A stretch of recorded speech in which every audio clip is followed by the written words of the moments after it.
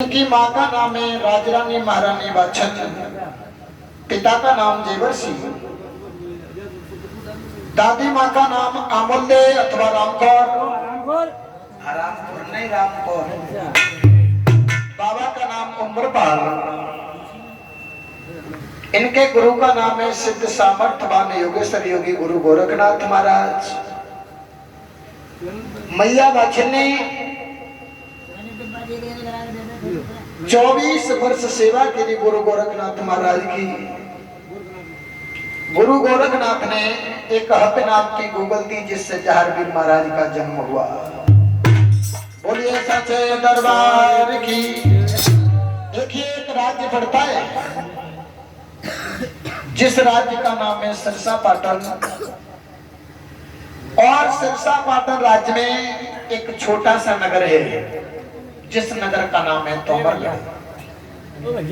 और तोमरगढ़ में एक महाराज निवास करते हैं जिनका नाम है महाराज मानसिंह।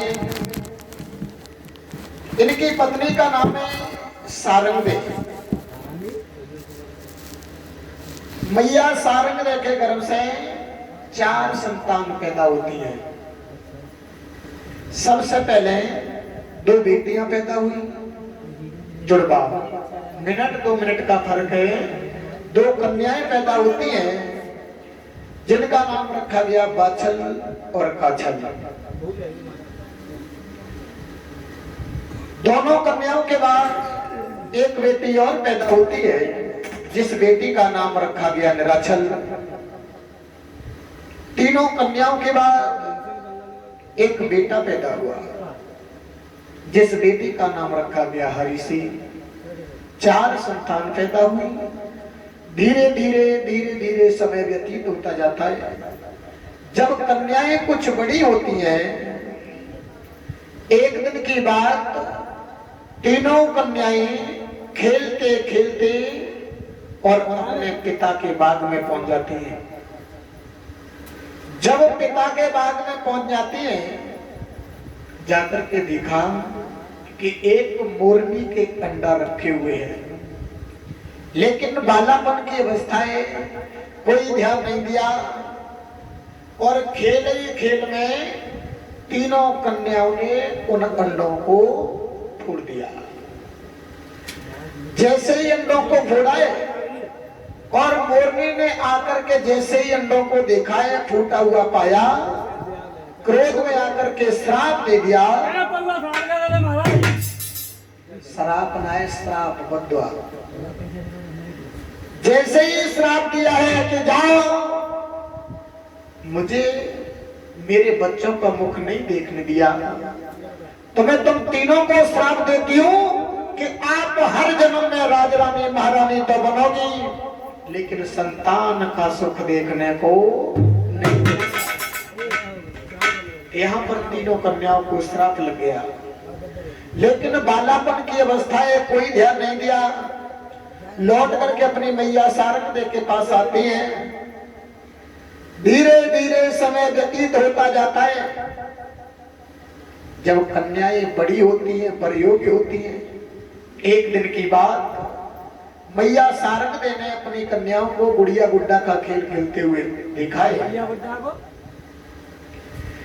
जैसे ही देखा, आज मैया ने सोचा मेरी कन्याएं परियोगी हो चुकी हैं, इनके लिए वर की तलाश की जाए।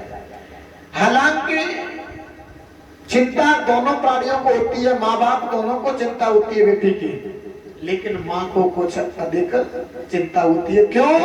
क्योंकि बेटा जाता है पिता के पक्ष में और बेटी जाती है माँ के पक्ष में।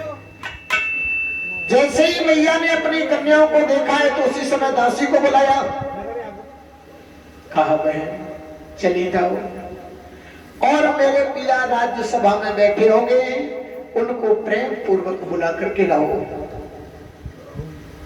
दासी जाती है, जाकर के महाराज मानसिंह को बताया है। महाराज सभा को छोड़ करके लौट करके महलों में आते हैं। जैसे ही मैया ने अपने पिया को आते हुए देखा, एक सुंदर सा पलंग बिछा दिया, महाराज को बिठा लिया, हाथ जोड़ करके बोली, पिया आप हर समय राज्य कार्य में लगे रहते हो, आपने कभी अपने घर की तरफ देखा? महाराज मानसिंह कहने लगे, रानी क्या बात है, कहना क्या चाहती हो? उसी समय मैया समझाई के बोली, ना सुनो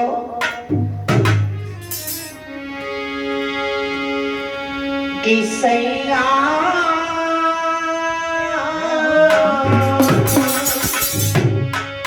मेरे राजा कि सैया बेटी भई बरियों की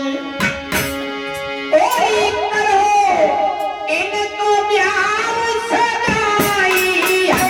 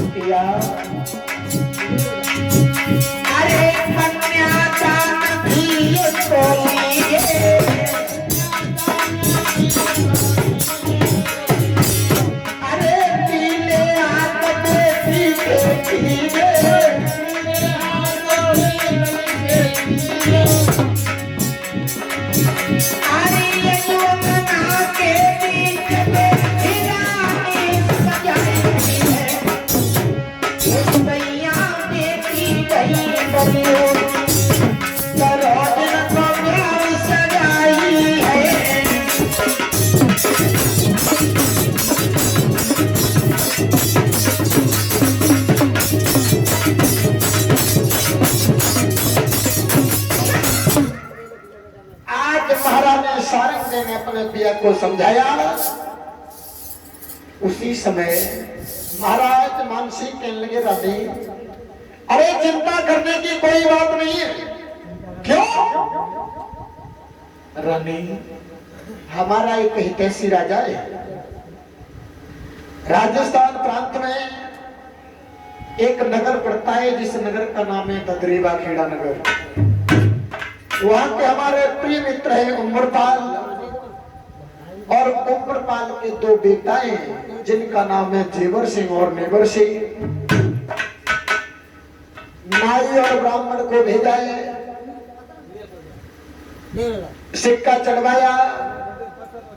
समय आने पर जेवर सिंह और नेवर सिंह बारात को लेकर के पहुंचे हैं सिरसापाटन में। आज महाराज जेवर सिंह के साथ में मैया बाछल की शादी होती है और नेवर सिंह के साथ में काछल की शादी होती है। जैसे ही विदाई का नंबर आया, आज मैया बाछल अपने भैया हरि सिंह से बोली, भैया नहीं जाते रही हो, लेकिन भैया मर करके तेरे दरवाजे पर मैं नहीं आ सकती। आज मैया बाछल समझा करके बोली, भैया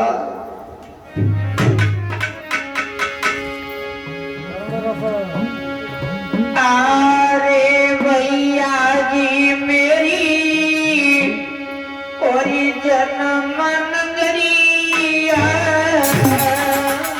भैया, अरे भैया जी मेरी जन्म नगरिया और काए गए हो छोड़वा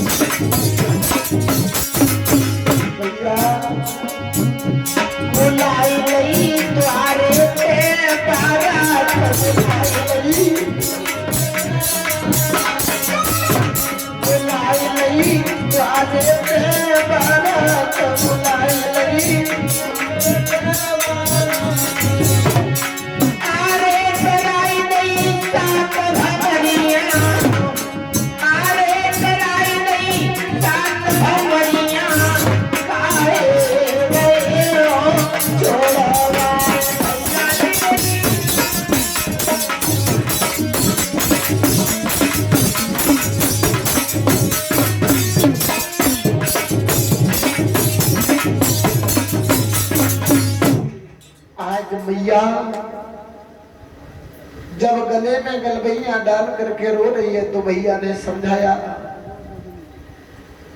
विदाई होकर के बाछल काछल आज ददरी बाखेड़ा नगर में आती हैं।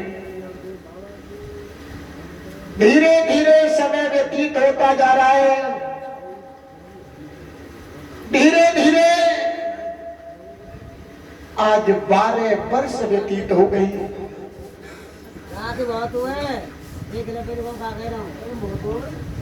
जब 12 वर्ष व्यतीत हो गई लेकिन एक रानी के संतान पैदा नहीं हुई। जब संतान पैदा नहीं हुई तो एक दिन की बात महाराज जेवर सिंह अपनी प्राण प्रिय बाचन से बोले हैं, महारानी आज हमारी इच्छा ऐसी हो रही है। एक कप चाय आई है ऐसे नहीं कह रहे तो महाराज जेवर सिंह कहने लगे, रानी आज हमारी इच्छा ऐसी हो रही है कि हम जंगल में जाएं और शिकार खेल करके पुणे वापस महलों में आए। महारानी बादशाह हाथ जोड़ के बोली, पिया मेरे लिए कोई आज्ञा है क्या? महाराज जेवर सिंह समझा करके बोले, रानी आज्ञा है। क्या है? महारानी दासी को बुलवा दो और नीली घोड़ी को सजवा दो। आज हम उसी की सवारी करके जंगल में जाएंगे।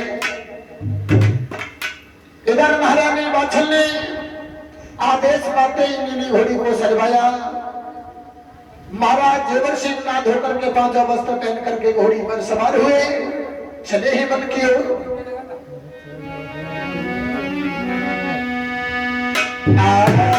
घोड़ी भयो सवार और भूप यजो और जंगल में जाई।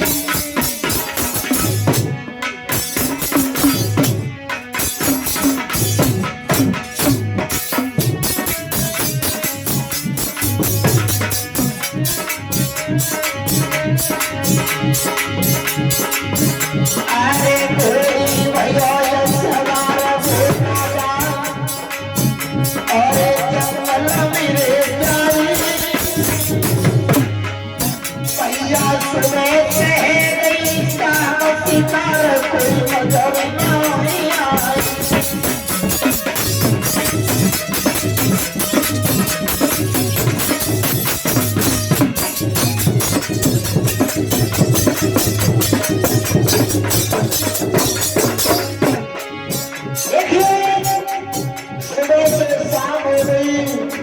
लेकिन कोई शिकार नहीं दिखाई दिया। महाराज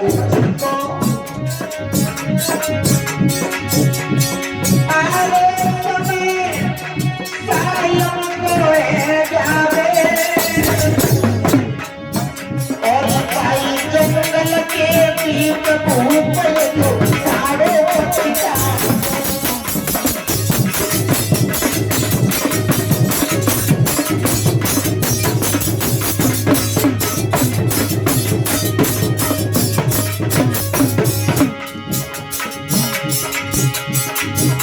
शाम का समय हो गया, कोई शिकार नहीं दिखाई दिया मेरे भैया।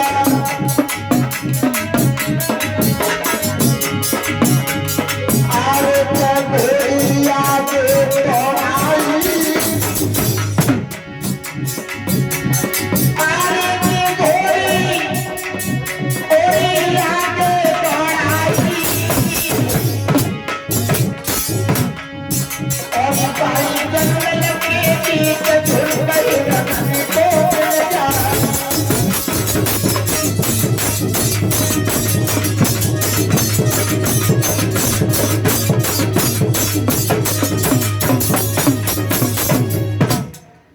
देखिए जिस समय महाराज जेवर सिंह नीली घोड़ी की सवारी करके चले हैं, बियाबान जंगल में पहुंच गए लेकिन कोई शिकार नहीं दिखाई दिया। शाम का समय है, घोड़ी को पीछे लेकर के चले हैं महलों की ओर। देखा लेकिन भैया जब इंसान का बुरा समय आता है ना, विनाश काले विपरीत बुद्धि बुद्धि भी काम करना बंद कर देती है।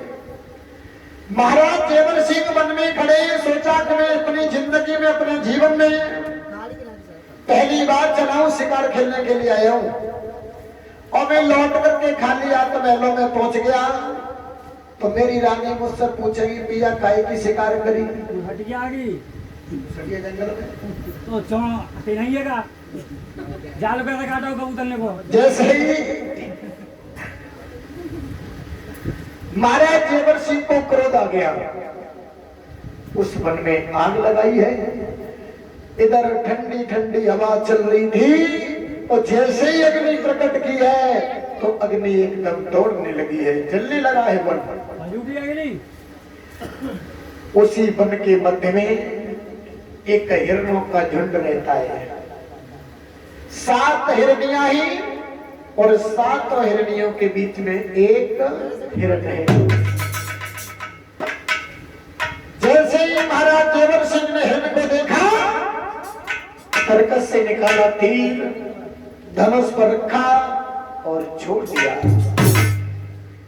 वो तीर जाकर के आज हिरण के कलेजे में जैसे ही लगा है, हिरण धराशायी हो गया, धरती पर गिर गया। के धरनी पर हिरना गिरो, जगे लगो कलेजा में तीर और अखियां दोनों फट गई, जगे बहे नैन से नीर। आज आंखों से आंसुओं की धारा निकल रही है।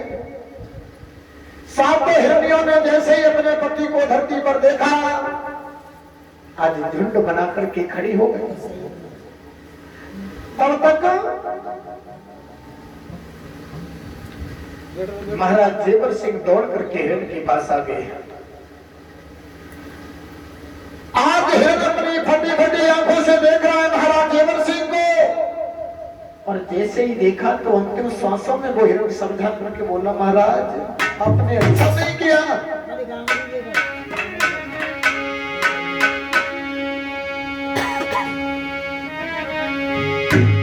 ओ राजनो तेरा क्या बिगाड़ा,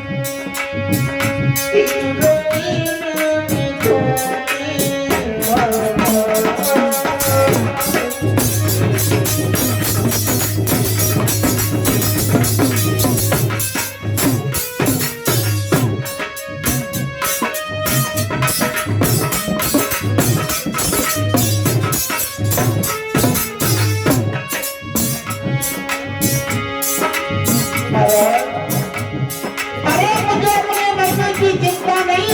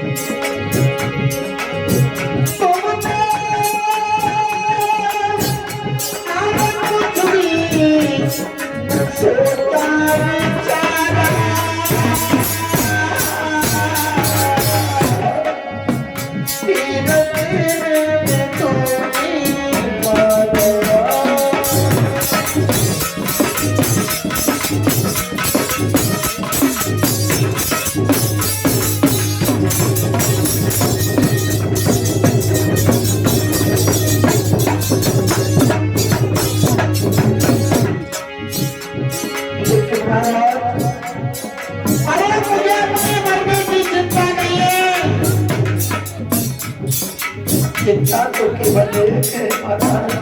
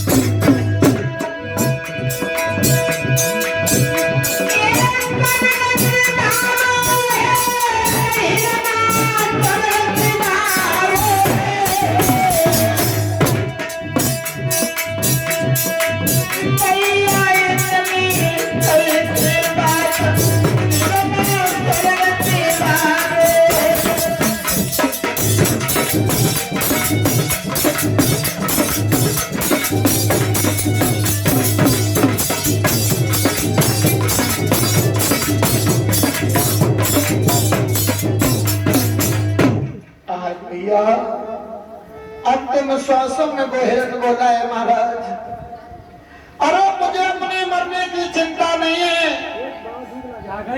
चिंता तो केवल एक है कि मैंने अपने बच्चों का मुख नहीं देख पाया।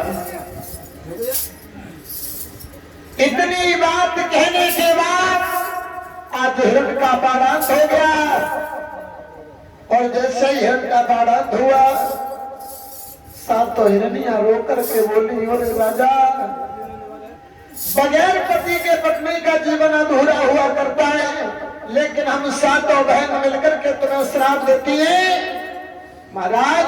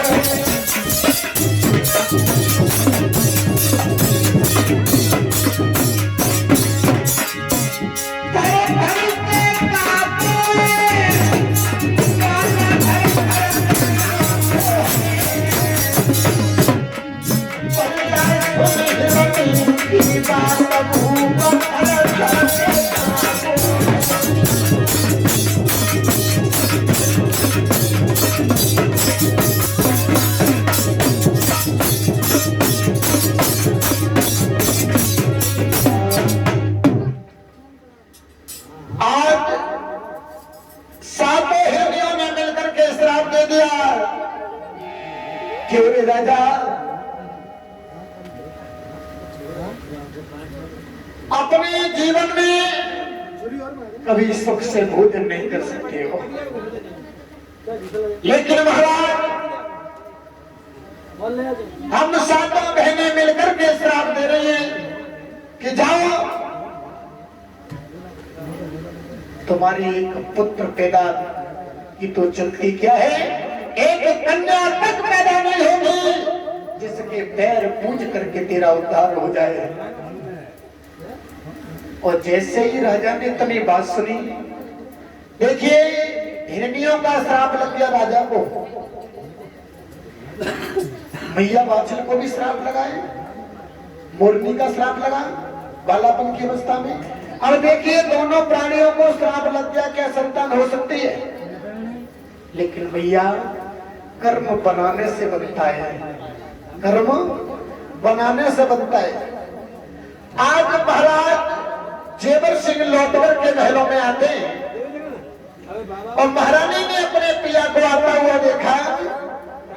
आज मैया के पति परमेश्वर आए, रानी जी ने डंडा उठाए, तुम पौआ पी के आए, महारानी जी ने पना देखा पौआ पी के आए, कौन सी के नाम तुम्हें ऐसा ना आरे पति परमेश्वर आए, और महारानी जी ने पली गनवाए, पति परमेश्वर आए।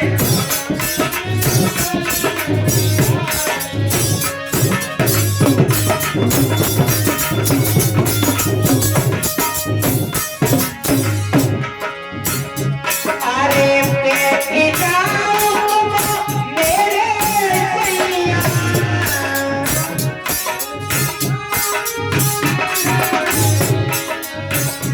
अरे बैठी जाओ मेरे सैया,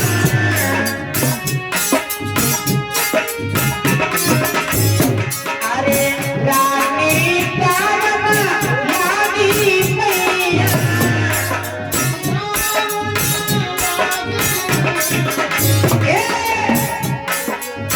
सिर से हवा कराए, महारानी जी ने पले घनाए, सिर से हवा कराए, अरे पति परमेश्वर आए, महारानी जी ने पले घनाए।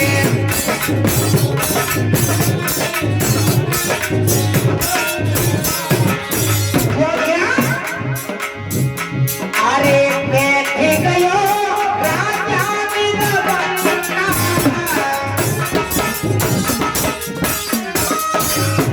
अरे बैठ गयो राजा बिरबन्ना,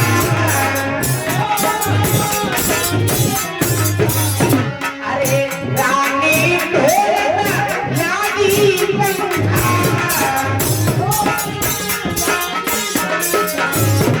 अरे हंसी हंसी वचन सुनाए, महारानी जी ने पले दिखाए,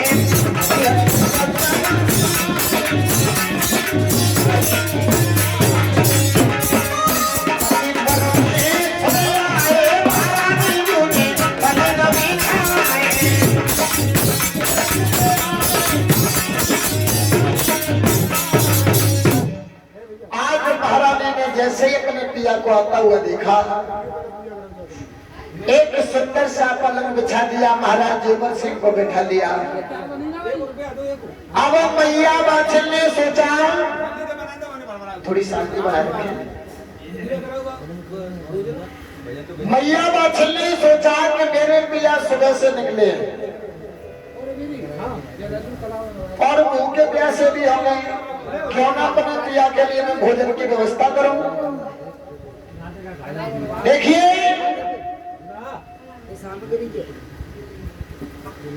महारानी बाछल आज भोजन की थाली लेकर के आती है, और जैसे ही मैया भोजन की थाली लेकर के आती है तो महाराज जेवर सिंह को जंगल वाली बात याद। आज महाराज जेवर सिंह की आंखों से आंसुओं की धारा निकलने लगी है, और जैसे ही आंसुओं की धारा निकली है तो महारानी बाछल के लगी, पिया आप भोजन करते समय रोए तो रोए क्यों?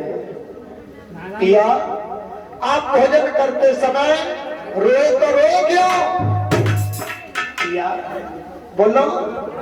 महाराज बाछल की बात सुनकर के महाराज जेवर सिंह बोले, रानी ये बात मत पूछो। क्यों? रानी आज हम और तुम जिंदा हैं, इन महलों में दीपक जल रहे हैं, लेकिन भद्रे हमारे तुम्हारे मरने के बाद कोई इन महलों में दीपक जलाने वाला नहीं है। आज समझा करके महाराज जेवर सिंह बोले, रानी के अन्न ब्यूना जगरज सुना, ए रानी वस्त्र सुनी काया, कंठराग बिन कविता सुनी, बेटा बिन सुनी माया। एज बिना पति के क्रिया सुनी, और वो सोले करे श्रृंगार,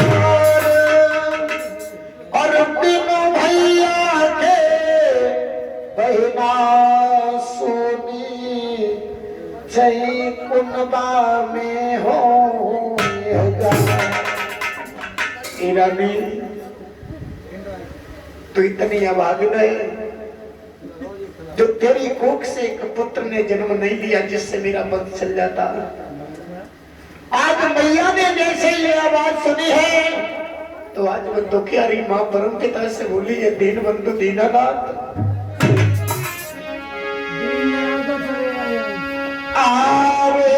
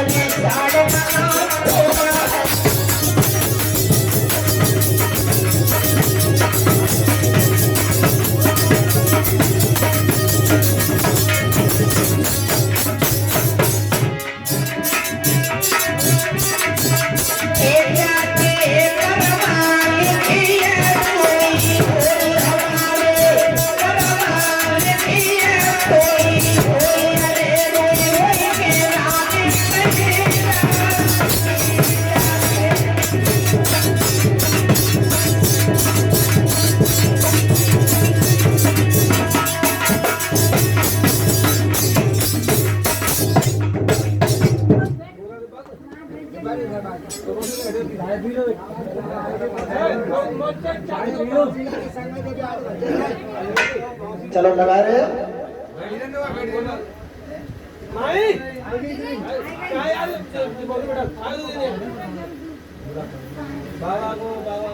चलो हाथ लगाओ सब लोग,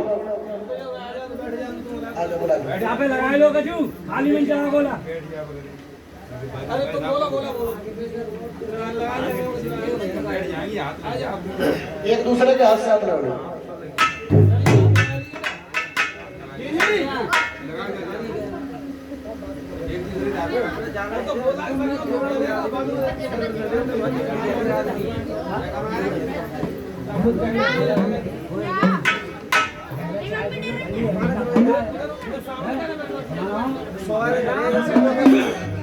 चलो बोल।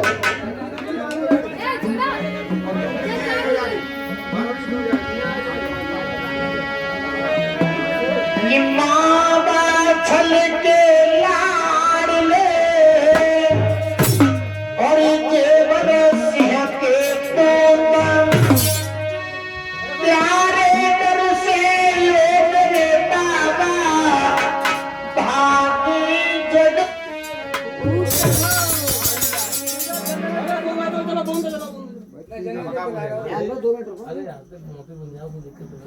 बोलो तुम बोलो जनरेटर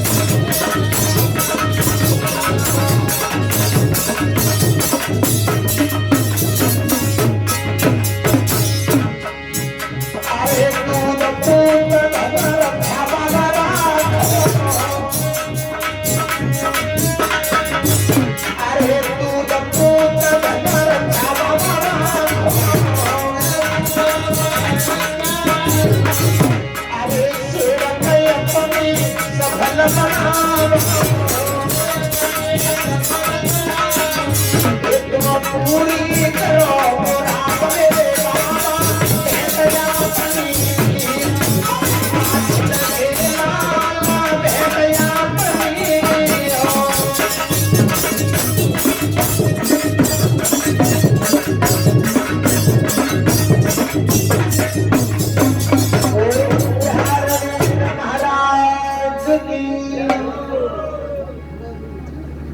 भैया चाय पीने एक चाय पी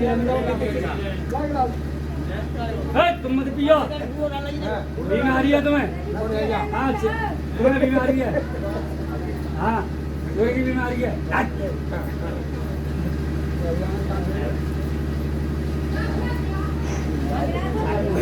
वो आधे मायने को सुनो ना बाबा से भैया चिरावती को कल ये करी गई तो कावत हो जाए तो काली इतना पीछे ना नहीं अरे जाए तो काली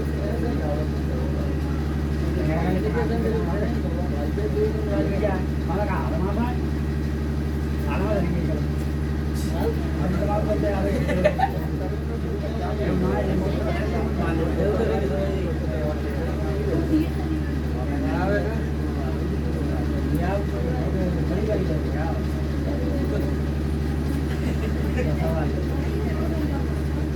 जरा बढ़िया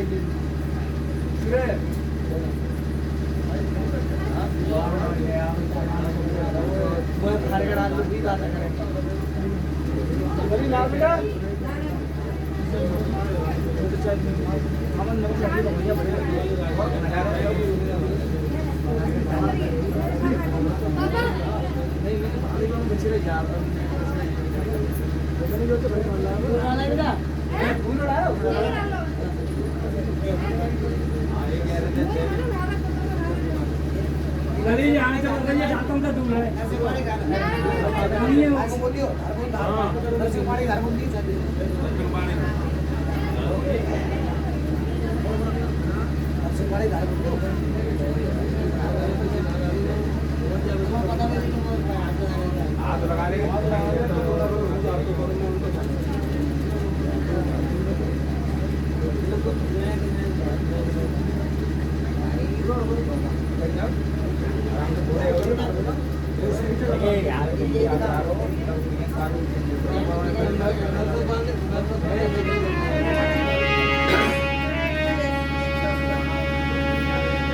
बोलिए साचे दरबार की।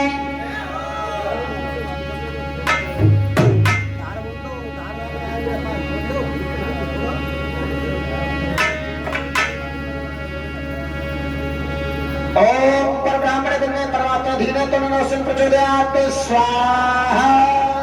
चढ़ा दो।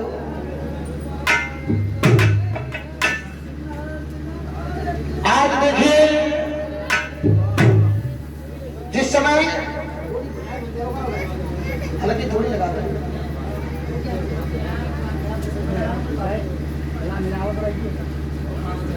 इधर महारानी बादशाह जिस समय रुदन कर रही है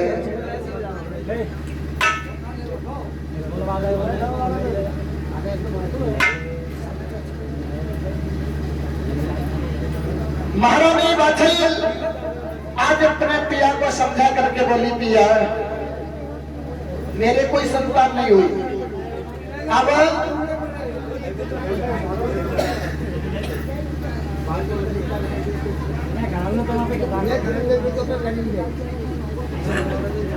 महारानी बादशाह कहने लगी पिया मेरे कोई संतान पैदा नहीं हुई है तो मेरे कहने से एक काम करो।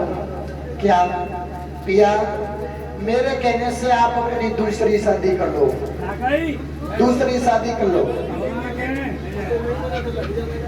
महाराज जेवर सिंह कहने लगे रानी अरे हर स्त्री चाहती है कि भगवान मौत देना लेकिन साथ सुनते ना। महारानी जिन पुरुषों ने दो शादियां की उनकी बहुत बुरी दशा हुई है।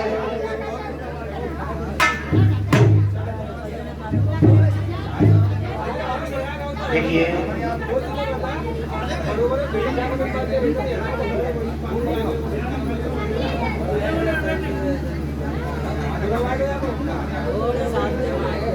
थोड़ी शांति बनाए रखो।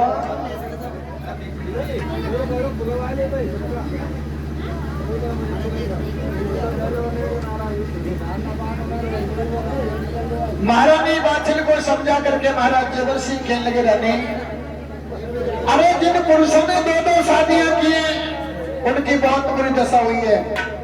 रानी के उत्तान पाद के दो थी रानी और सुरती सुनीति कहाए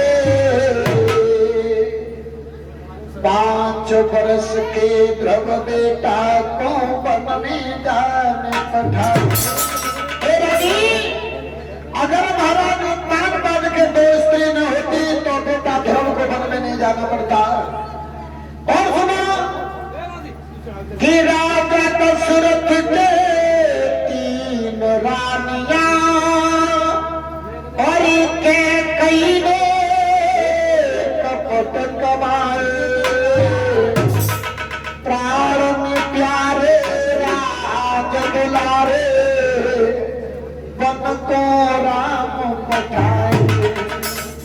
नहीं, मैं दूसरी शादी नहीं करूंगा।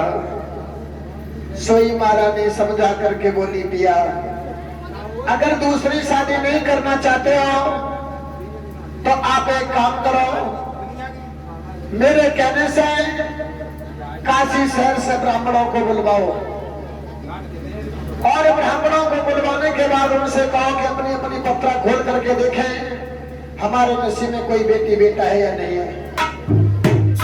काशी शहर से ब्राह्मणों को बुलवाया, महाराज ने हवन करवाया।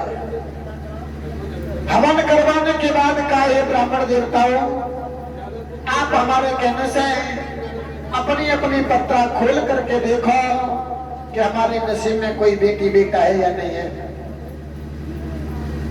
जैसे ही ब्राह्मणों ने अपनी अपनी पत्रा खोल करके देखा तो राजा के नसीब में न कोई बेटी है न कोई बेटा है। अब ब्राह्मण कहने में डर रहे हैं, क्यों कि राजा वाली बात हो सकता है, क्योंकि सत्य हमेशा कड़वा होता है। तुम सच कहना तो इंसान को बुराई लगेगी, और अगर राजा को बुरा लगा तो हो सकता है कि हमें मरवा दे। उसी समय एक वृद्ध बड़े बूढ़े ब्राह्मण खड़े हो गए, जनेऊ को उतारा और जनेऊ उतार करके दोनों हाथ बांधे हैं और एक घास का तिनका लेकर के मुंह में दबाया और खड़े होकर के बोले, ओरे राजा, बेटी बेटा की बात करता है तो सुन।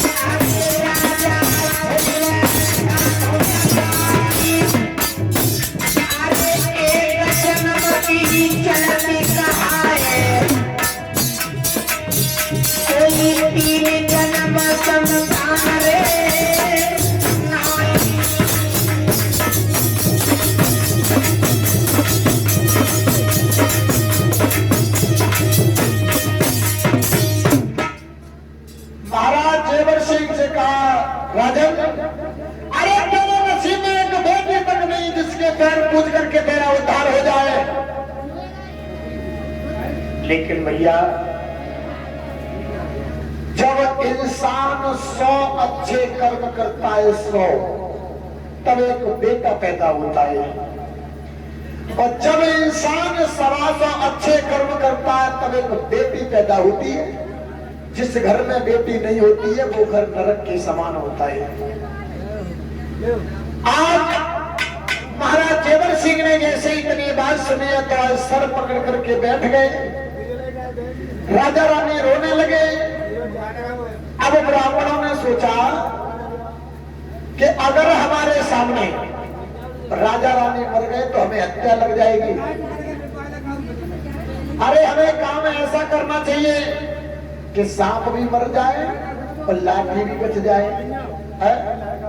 उसी समय एक ब्राह्मण ने कहा, हे महाराज आप रो ना, आप रो ना। अब देखिए ब्राह्मण कह रहे हैं, महाराज तुम्हारे नसीब में एक बेटी बेटा नहीं है, लेकिन महाराज आपके नसीब में 9 लाख बेटी बेटा है। ब्राह्मण मना भी कर रहे हैं कि तेरे नसीब में एक बेटी बेटा नहीं है, लेकिन ये भी कह रहे हैं कि राजा तेरे नसीब में 9 लाख बेटी बेटा है। महाराज जेवर सिंह के लगे ब्राह्मण देवता हो। अभी तक मैं ये सोचता था कि ये दुनिया वाले मेरी हंसी उड़ा रहे हैं, ये दुनिया वाले मेरी हंसी उड़ा रहे हैं, लेकिन आज मालूम पड़ गया कि ब्राह्मण देवताओं तुम भी मेरी खिल्लियां उड़ा रहे हो। एक बात बताओ महाराज, 9 लाख बेटी बेटा में किसी के हुए होना होंगे तो महाराज मेरे कैसे हो जाएंगे? एक बात बताओ। उसी समय ब्राह्मणों ने समझाया, राजन आप हमारे कहने से एक 9 लखा बाग लगवाओ। जब 9 लखा बाग लगवाओगे, बाग बड़ा होगा, बाग में फल आएंगे, जो फल आएंगे वही फल तुम्हारे पुत्र के समान होंगे। लेकिन राजन हमारे कहने से उस बाग में एक गोला कुआं अवश्य खुदा देना। क्यों? अगर कोई ऐरागी बैरागी संत फकीर निकल करके जाएगा, बाग की छाया में बैठेगा, बाग के खाएगा फल और कुआं के पिएगा जल। जब उसकी आत्मा में शांति पहुंचेगी तो उसके मुंह से एक ही आवाज निकलेगी, धन्य है बाग लगाने वाले, गोला कुआं खुदाने वाले, तेरी आस औलाद को भलो। तो राजन मैं सत्य कहता हूँ, अगर काऊ साधु सन्यासी की भाषा भर गई तो तेरी को बेटा पैदा हो जाएगा। राजा को विश्वास हो गया, हो सकता है कि ब्राह्मणों की बात सच हो जाए। तो उसी समय आज मंत्री को बुलाया और कहा, मंत्री चले जाओ,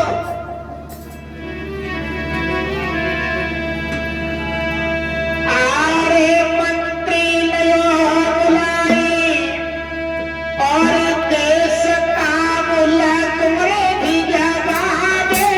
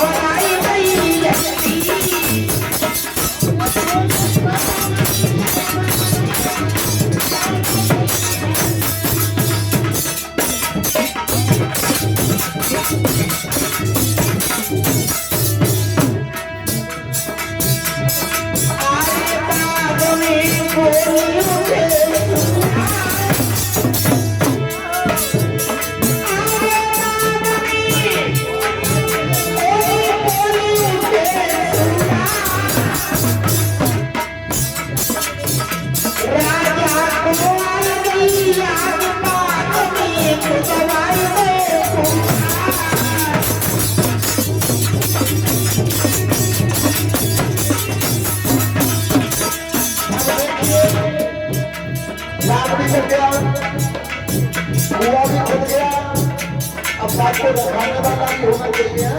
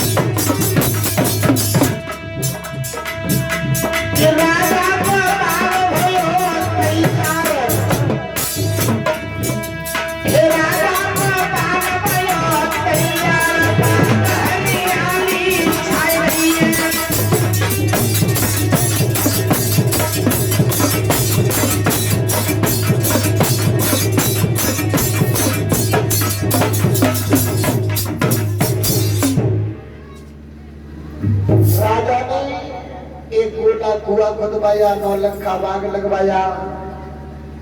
एक हीरामन नाम का माली रखवाली कर रहा है। इधर धीरे धीरे धीरे धीरे समय व्यतीत होता गया।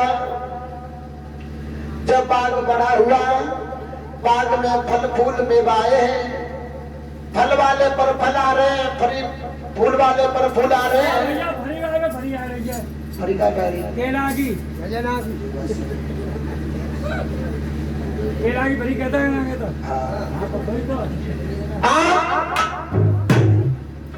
जैसे ही फलों को देखा है माली ने, अब माली ने विचार किया कि हम राजा के नौकर हैं। काय को अचार ले गया वो माली, अचार में विचार बनाया कि हम राजा के नौकर हैं, हमारा फर्ज ये बनता है कि हम महाराज को सूचित करें। अब माली ने एक काम किया, 5 फल तोड़ करके एक झोलिया में रखे और लेकर के चला है। महाराज जेवर सिंह सभा में विराजमान है, सिंहासन पर बैठे, और जैसे ही देखा कि माली आ रहा है, जब माली को आता हुआ देखा, महाराज खड़े हो गए।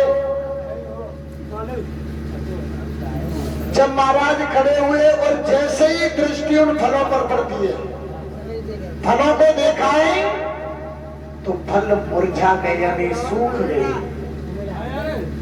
कुमलिया गए। माली ने देखा कि जब राजा की दृष्टि से फल सूख गए हैं तो राजा पापी बन चुका है। अब माली ने सोचा कोई काम ऐसा करे कि राजा का भी मान रह जाए, हमारी भी जान बच जाए। जेवर से कहने लगे, माली ये फल कैसे हैं, सूखे हुए क्यों ले आए हो? माली कहने लगा, महाराज ये फल आज के टूटे नहीं हैं, ये परसों के टूटे हुए हैं, और महाराज इन पर मैंने पानी नहीं छिड़क पाया। जब तक पानी के बता से पानी नहीं पड़ पाओ तो सूख गए। आज महाराज जेवर सिंह ने कहा, बारे माली तूने मेरा अपमान होने से बचा लिया। आज माली को मोहर दे करके वापस कर दिया।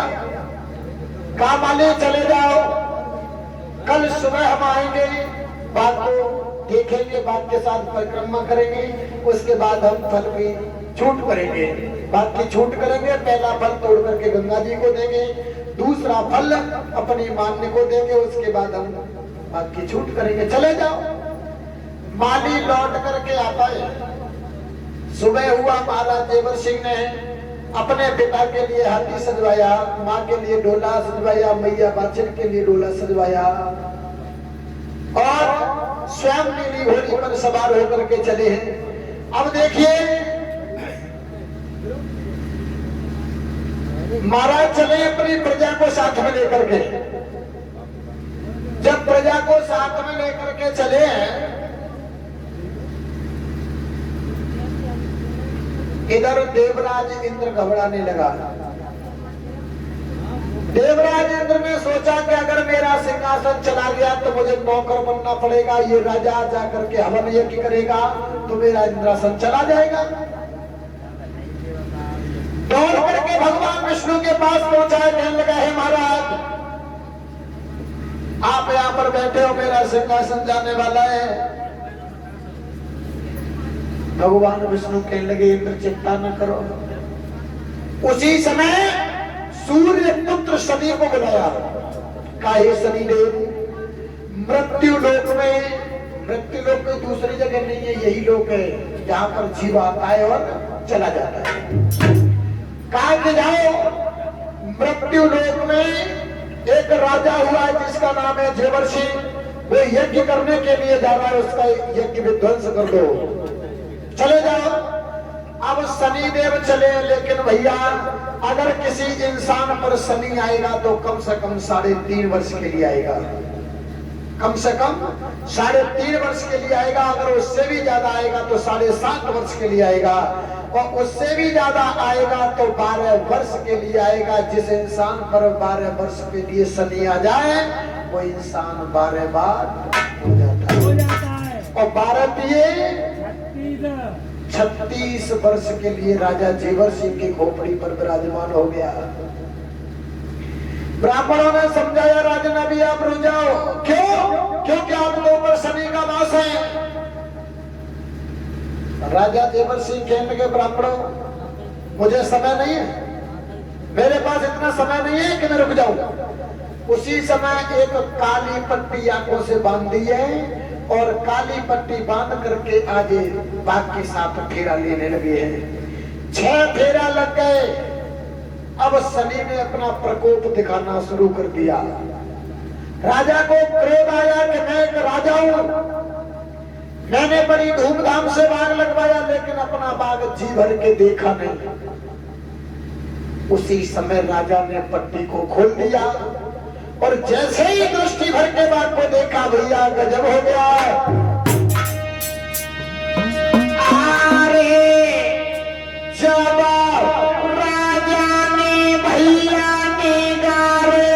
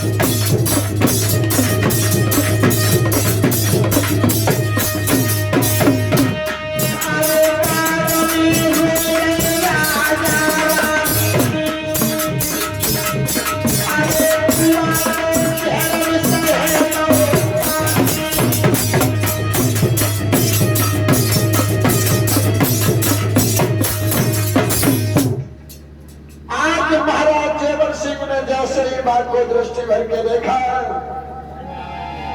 और जैसे ही बाघ को देखा है तो बाघ सूख जाता है।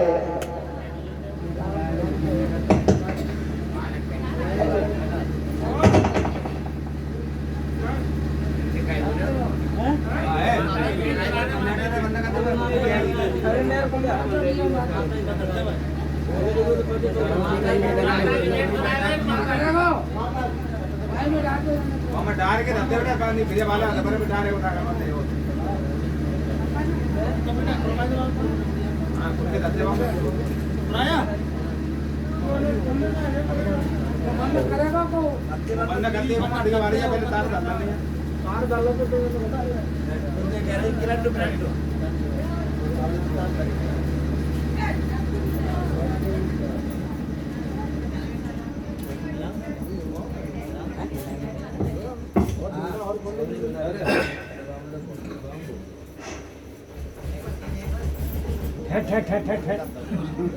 ಇಲ್ಲ ನಾವು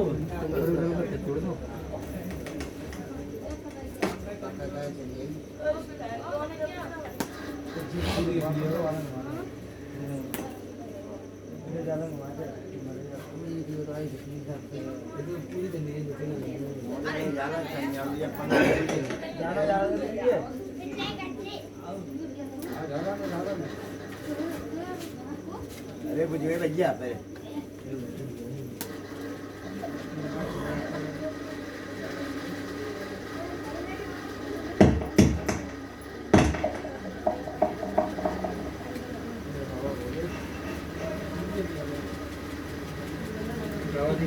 बोलिए साचे दरबार की।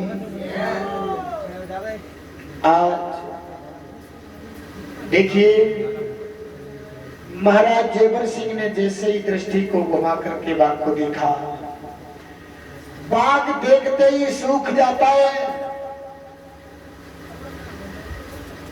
जो कुआं खुदाया था उसमें झांक करके देखा तो जहर जल हो गया। भोले बाबा का जो मंदिर बनवाया था उसमें झांक करके देखा तो दीवारें दरारें दे गई। और ये दृश्य जो राजा के साथ में जो प्रजा गई थी ना, वो प्रजा ये सब कुछ देख रही थी। आज वही प्रजा बोली कबोली मारने लगी। और मदहूस राजा, निर्वंशी राजा, तेरी निगाह से अगर बाग सूख सकता है तो हमारा क्या नहीं बिगड़ सकता। राजन, अब हम तुम्हारी नगरी में नहीं रहेंगे। हो जाएंगे भैया एकदम से। जब यहाँ निगाह से काम खराब रह रहे हैं तो हमारा का फायदा है। हम नहीं करने चले गए तो देखिए, आज वही प्रजा, चलो क्या अरे ज्योति जले, अरे ज्योति जले दिन रात मात तेरी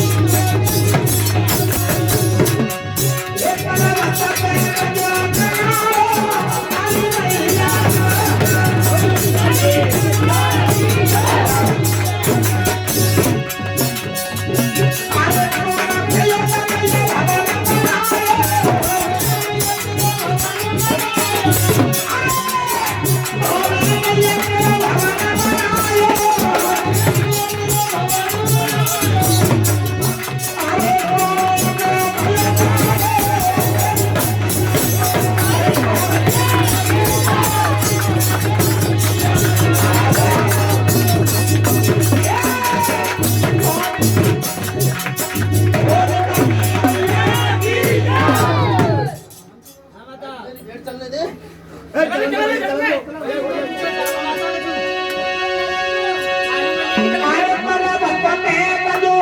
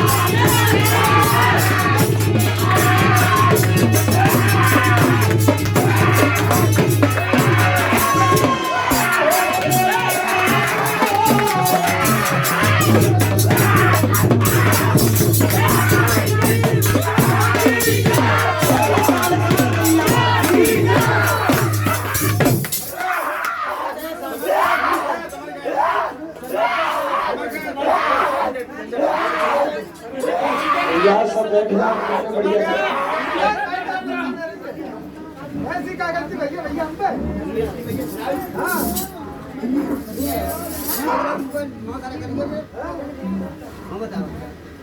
ऐसी क्या गलती भैया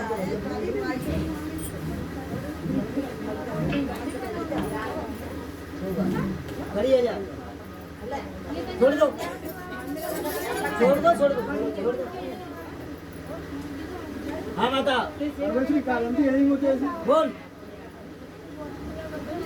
जो पीछे घसका होता वो जो पीछे घसका तब सब लोग ने बैठ जाओ कितना बढ़िया रहो हैं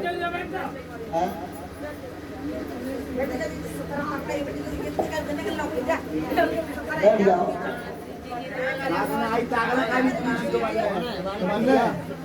आदो सुनो तो करो आदो सुनो आदो सुनो अच्छा वो नहीं कर रहा है बोला लेट का नहीं जाने का बनाएंगे ये तो पूछे नहीं आप पूछते हैं बच्ची दे दो है पीछे बैठे को बोले को बाद ना आए आ रहे हैं आ रहे हैं ऐसी बात है बच्चा ये भी काम तो वो गुस्सा में आ गए इसको कुछ बताए ये सेवा में भैया हाथ में मार गुस्सा में आ गए लेते हुए नहीं ना पीछे कर लेते अरे तुम खा लेंगे तो कुछ बात है ये पकड़ी तो जाते इतना का डांट बता लेंगे वो डांट ना सकत तो पकड़ नहीं बात करो वो ताके संग आले ताके नागे डटरे ना आना जी माका डाटे नहीं करे ताके संग आज ताके साथ नागे डटरे ना भाई मान रही ना मानेगा मान की तो जो नवती का बात है भाव लो तो मन तो मारे मन था तो देवता को ताकत ए भाई तो पहले वो बोर बनाने का घास बनाते हैं ये पैर चाहिए अरे भाई जाना मान रही वो जाकर बाबा आओ पूरे बाबा ने नहीं देते आपने को बैठ जाओ शांति बनाए क्या तब माने ही आने अबे तो बाबा दिनों बता मानेगी अपन अपन ढोल पर नहीं गिरेगी अपन 12 बजे बोला था तुझे 1 बजे लगा 12 बजे 1 बजे बोला था तो काम को लगा तो तुम हमारा जानता है टाइम के हिसाब से लग जाता है जैसे के हिसाब से 12 बजे लगा तू है रोज पानी में ही रह रहे एक ना रह रहे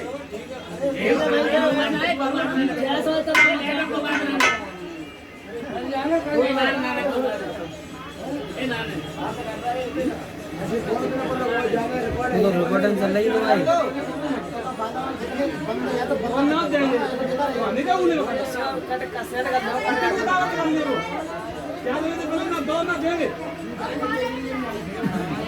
अपने काम भी करेंगे अपने काम से चलेंगे बातें वो आवेगी तो फिर आवेगी